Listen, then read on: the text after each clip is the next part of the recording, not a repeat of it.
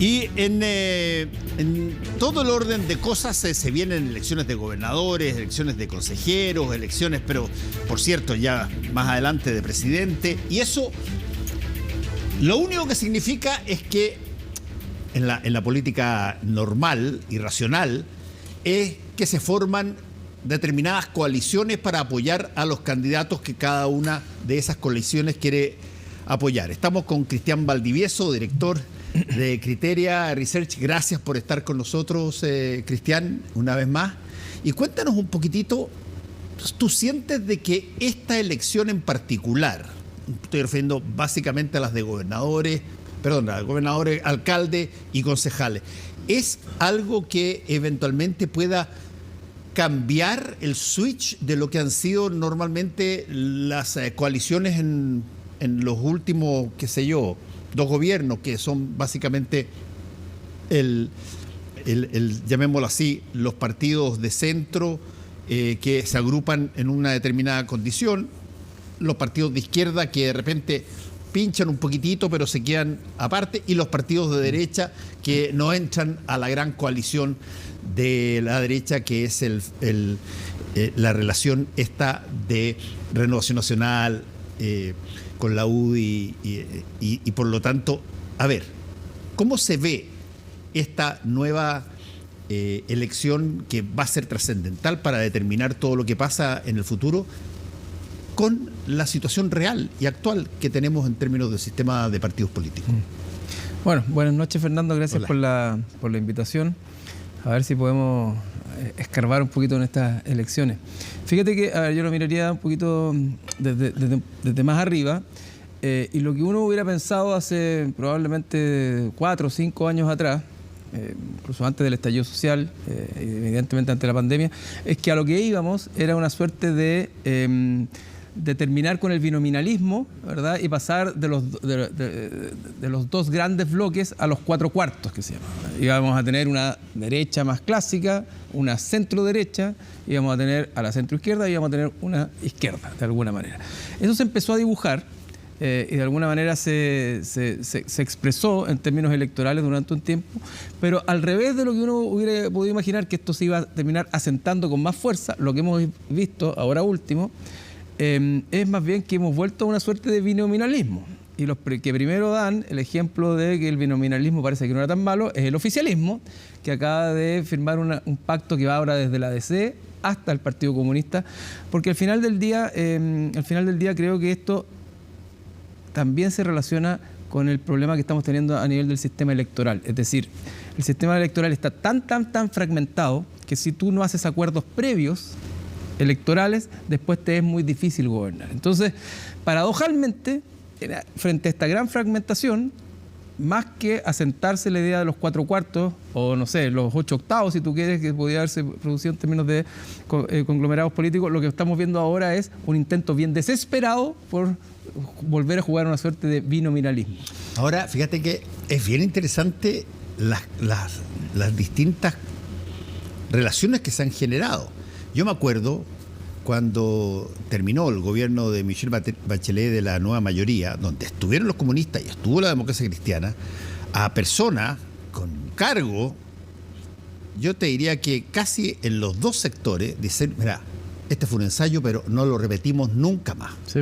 Nunca más juntados. Y de hecho, hasta muy poquito estaban bastante separados. Que la democracia cristiana haya de alguna manera aceptado entrar a esta coalición amplia, donde eventualmente está la izquierda también, es una cosa que yo tengo la impresión que no era algo predecible muy fácilmente hace 3 o 4 meses atrás. Bueno, tampoco era predecible que íbamos a tener una gran coalición de izquierda con la centroizquierda, ¿de acuerdo? Porque, de hecho, la izquierda o la nueva izquierda nace impugnando a la centroizquierda. Pero ahí hay un factor que es súper importante para que uno pueda aceptar de que puede ser razonable que se genere esa coalición. Bueno, que la izquierda y la centroizquierda tenían poder, ganaron las presidencias. Y al ganar la presidencia y tener poder, bueno, es más fácil acarrear. Pero cuando tú todavía no sabes quién va a ganar ni nada, y sin embargo haces una coalición muy amplia, eso es llamémoslo así, el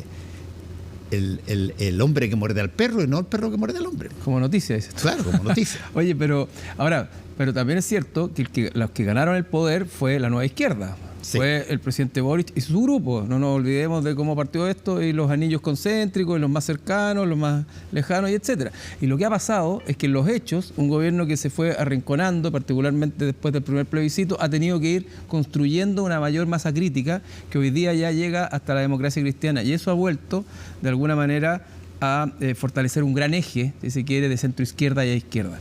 Ahora, esto también tiene que ver con la capacidad de hacer gobierno. Cuando uno se pregunta hoy día por qué el presidente Boric tiene un 33% de adhesión o un 30% que no se le mueve, y que uno cuando lo compara con los dos gobiernos del presidente Piñera y el último de la presidenta Bachelet, uno dice, tremenda aprobación que tiene el presidente, porque se habla mucho de la desaprobación, pero tiene una aprobación mucho mayor. Bueno, y entre otras cosas, es que el presidente no tiene una oposición por la izquierda, como sí tenía Bachelet y como sí tenía Piñera, que tenía, además de la posición de la izquierda, tenía una posición por derecha, ¿te fijas? Sí. Entonces, acá lo que estamos viendo es que a pesar de la fragmentación o el instinto fragmentador, el temor a perder el poder está volviendo a aglutinar, y lo que estamos viendo es esto. Y creo yo que quienes están reaccionando más rápido a esto son quienes estaban más enfermos, que era de alguna manera el oficialismo, que estaban más contra la espada y la pared y requerían tener más fuerza.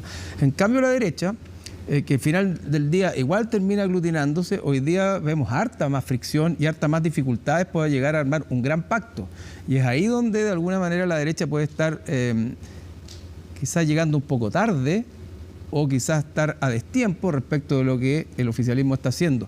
Porque como cualquier enfermo, ¿verdad?, cuando sabe que está con la enfermedad, se va a hacer los exámenes muy rápidamente, y yo creo que el oficialismo tenía muy claro que estaban enfermos y estaban en minoría, reaccionaron rápido, pero la derecha pensaba que estaba muy bien y que tenía todo esto de alguna manera resuelto, que el próximo presidente iba a ser de derecha, y lo que tenían que hacer más o menos era pelearse o discutir entre ellos quién iba a ser, si iba a ser más bien de centro derecha o derecha, y están en un problema, creo yo. Yo tengo la impresión de que las municipales y las elecciones de gobernadores, que se suponía eran cantadas para la derecha y para la centro derecha, van a ser bastante más competitivas de lo que parece ser.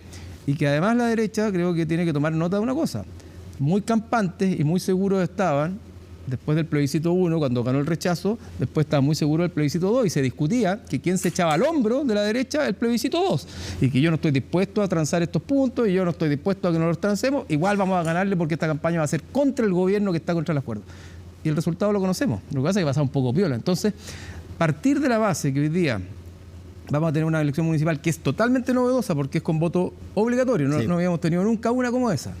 No nos olvidemos que las últimas municipales votó en torno al 36% del padrón, o sea, casi un tercio apenas. Bueno, que no es partir de la base que ese electorado que no vota o que vota más obligadamente es un electorado por defecto de derecha, creo que ha sido un tremendo error, y que la derecha lo ha aquilatado poco, porque lo asumió como tal para la elección donde le fue muy bien a los republicanos, y después pagó el costo de ello porque no le fue bien en el plebiscito de salida. Oye, Cristian, te quiero hacer una pregunta sobre ciertas cosas que de pronto son noticia, y la pregunta es, ¿cuál es de alguna manera la expansión de ese potencial noticia hacia otros lados? Te voy a poner un ejemplo. Tú ves lo que ha pasado en la comuna de Las Condes con las competencias que hay, donde de repente aparece una política que plantea que hay que empujar para que su nombre sea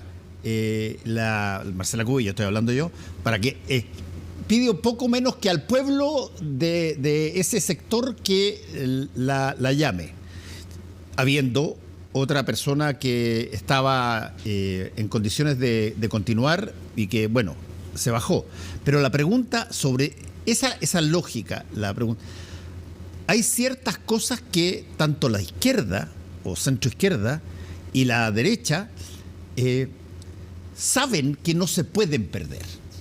Tú, el día que pierdas Providencia y pierdas Las Condes en la derecha, tú inmediatamente te entra a correr, pero un hielo por el espinazo, porque ahí cambió una cosa y que es extraño. Lo mismo me imagino que debe pasar si es que logran arrebatarle la alcaldía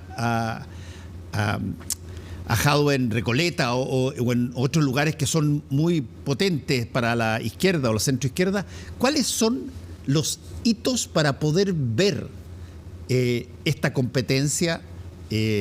A ver, porque todos van a decir que ganan un poco acá y allá, pero ¿dónde estarías tú enfocado a ver para saber si es que tuvo éxito el gobierno con esta coalición o tuvo éxito la oposición con su propia coalición? Bueno, esa es la reflexión importante, creo yo. Ahora, efectivamente, hoy día, más o menos, incluyendo a los independientes, más hacia la derecha, más hacia la izquierda, más o menos, el oficialismo, el gobierno tiene el 80% de las alcaldías, tiene prácticamente todos los gobernadores, hay uno solo que es de la derecha, en la Araucanía. Entonces, evidentemente que el resultado en términos de cantidad de municipios que uno perdió y que el otro recuperó va a ser un resultado sin duda favorable a la derecha, por defecto, o sea, es inevitable. O sea, no nos olvidemos que... No va a ser peor que la última. No, jamás. No nos olvidemos que esta elección municipal, la anterior del 21, fue prácticamente contingente con la elección de los convencionales, de los convencionales, cuando se triunfó la lista del pueblo. O sea, el país estaba en otro momento, aparte que estaba en pandemia, con voto voluntario, con un ánimo muy, post-estallido social, muy crítico con el gobierno del presidente Piñera. Entonces estaba todo dado para la izquierda y por lo tanto arrasó, si esa es la verdad, o sea, en gobernadores arrasó. Entonces, es evidente que la derecha va a ganar en términos de... Pero yo creo que también hay que preguntarse quién después de esta elección termina gobernando a más cantidad de personas en el país, porque ahora tenemos una votación, un voto obligatorio. Y eso creo que es algo que hay que tener en consideración porque, por ejemplo, porque todo esto finalmente se mide en función de lo que viene después, porque eso es lo que al final importa, y todo cuando conversamos de las municipales pareciera ser que dieran lo mismo los alcaldes. Lo que importa es qué tan predictiva va a ser de lo que viene para la presidencial. Pero, por ejemplo, mira lo que puede pasar en la gobernación metropolitana, donde tú tienes, no sé, más o menos 5 millones de electores que hoy día van a votar.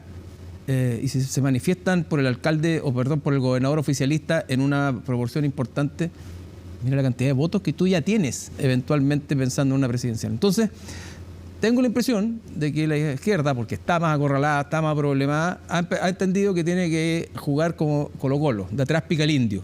La derecha, creo yo, que pensó que esto estaba medio corrido y partió jugando por la presidencial.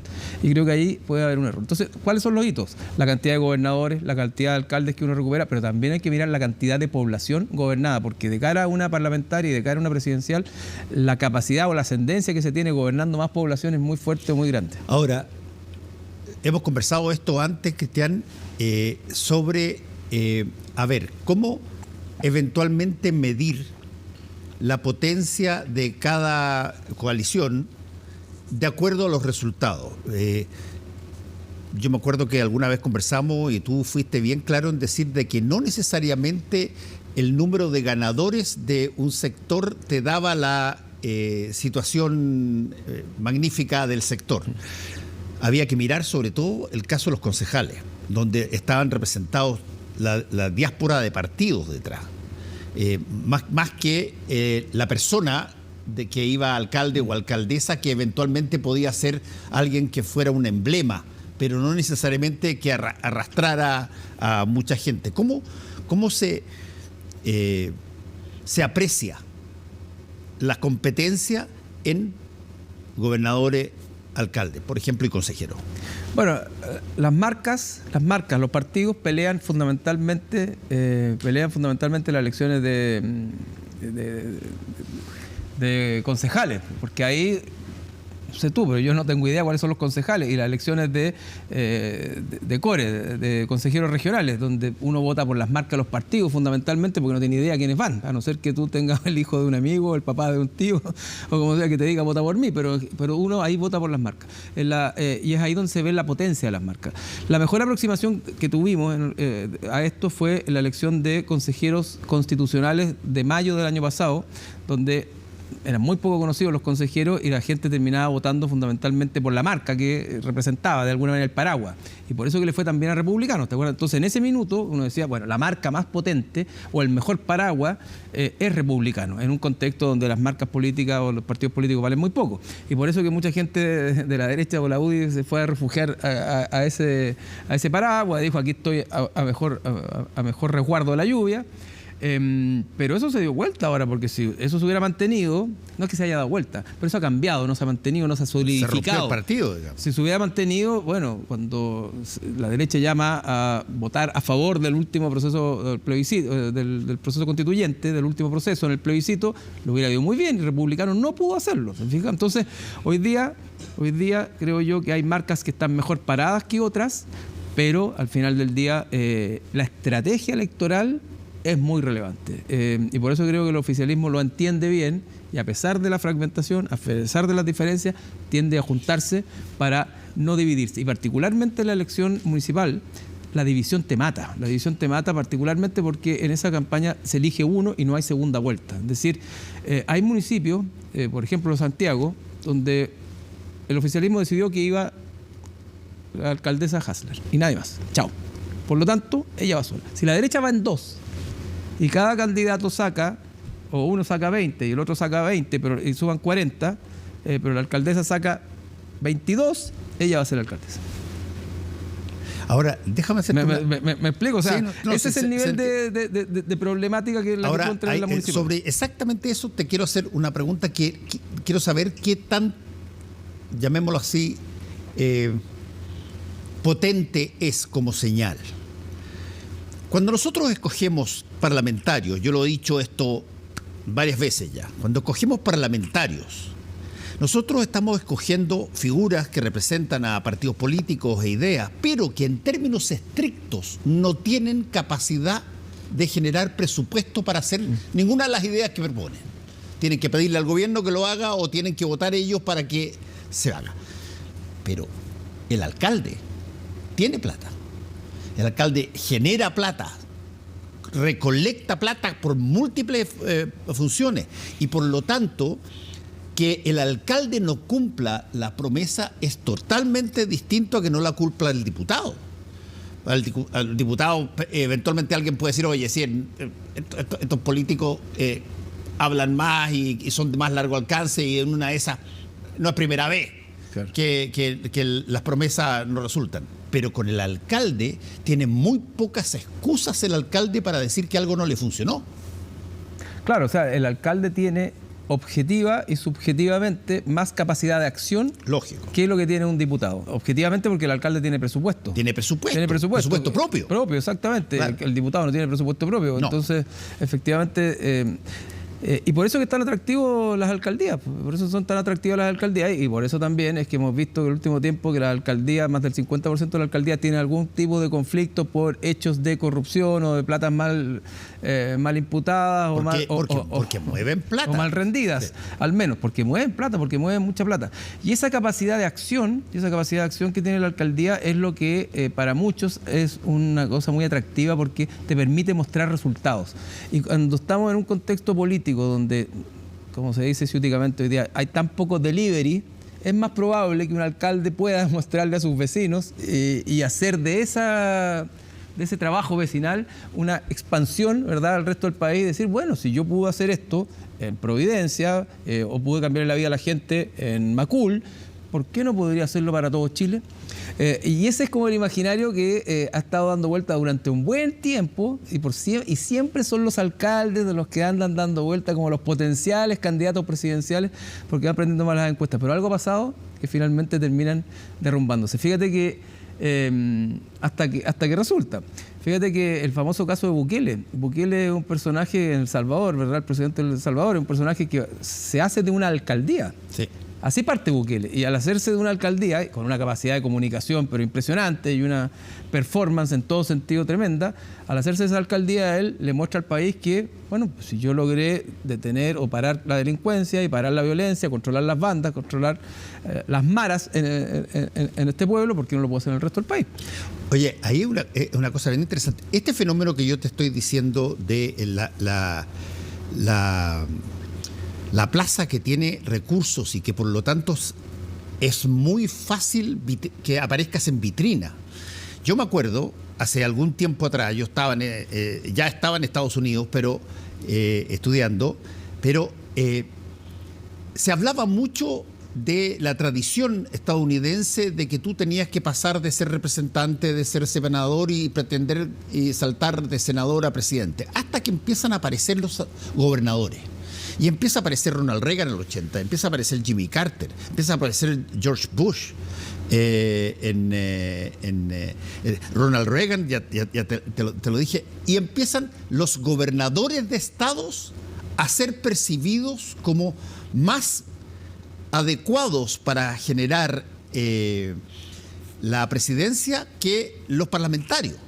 Y entre otras cosas porque se les asocia al territorio, se les asocia a lo que ellos hacen en el territorio.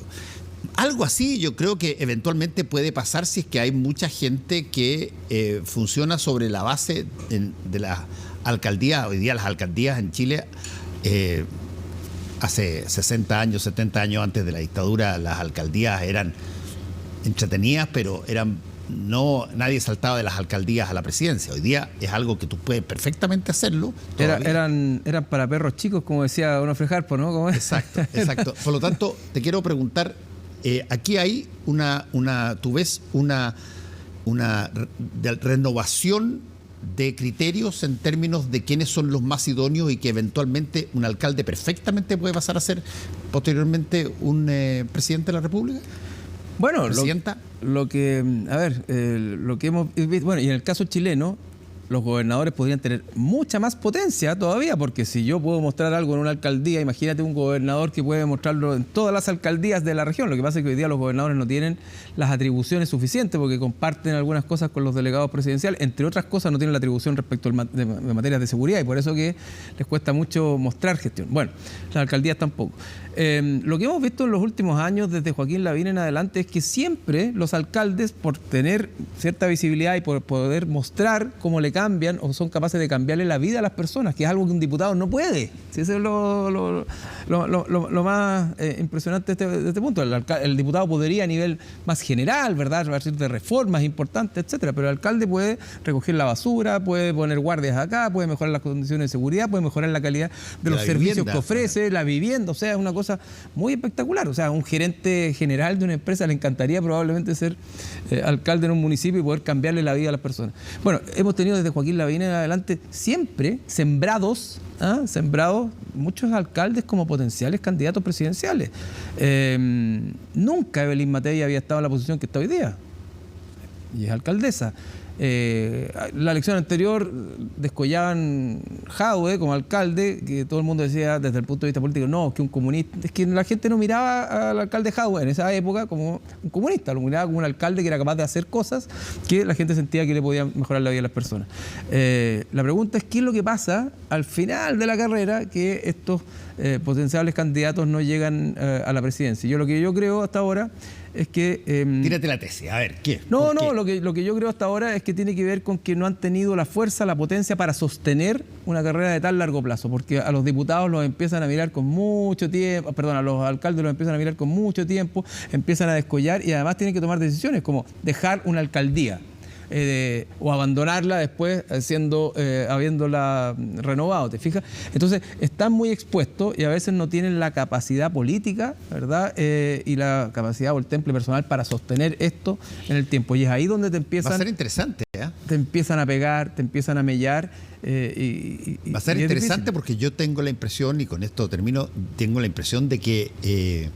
aquí van a haber cruces de posiciones que son bastante más... Tú mencionaste y muy pertinentemente el caso de Joaquín Lavín, que fue probablemente el primer alcalde que se juega por ser presidente de la República 2 veces. Y no llegó, pero eso no significó de que los alcaldes tenían un techo. No, este era un problema que todo el mundo finalmente terminó viendo con la gran dificultad, creo yo, hasta ahora es que ninguno de los alcaldes en Chile, que han estado bien ubicados en las encuestas en algún minuto, han sido capaces de traspasar o darle una dimensión nacional a los problemas locales. Es decir, Exacto. nunca un alcalde ha sido asociado directamente y principalmente, por ejemplo, al mejor hombre o mujer capacitado para el problema de la seguridad, o para reactivar la economía, o para hacer andar a fortalecer el crecimiento económico. Entonces, o para hacer grandes reformas, como era Michelle Bachelet en educación, en previsión, ¿verdad? O en salud, o para reactivar como la economía o el crecimiento económico, como hacía el presidente Piñera. Entonces, creo yo que a veces la alcaldía te permite mostrar muy bonito tu jardín, pero no te permite, y esa es la dificultad, despegar de tu jardín y decir, bueno, ¿qué hago yo en general, no solo en mi jardín, sino que en el territorio? Tú sabes que esto dura, esta lógica de las imposibilidades de los alcaldes para poder ser presidente hasta que uno es elegido y es presidente y no lo hace tan mal. Exacto. Y de ahí llegan y son tantos los temas que tienen que tocar los alcaldes que a veces les cuesta posicionarse y adueñarse de uno, como sí hizo muy bien Bukele en El Salvador. Muchas gracias, Cristian Valdivieso, por haber estado con nosotros. Gracias a ti, Fernando. De nuevo. Buenas Que te vaya noches. muy bien.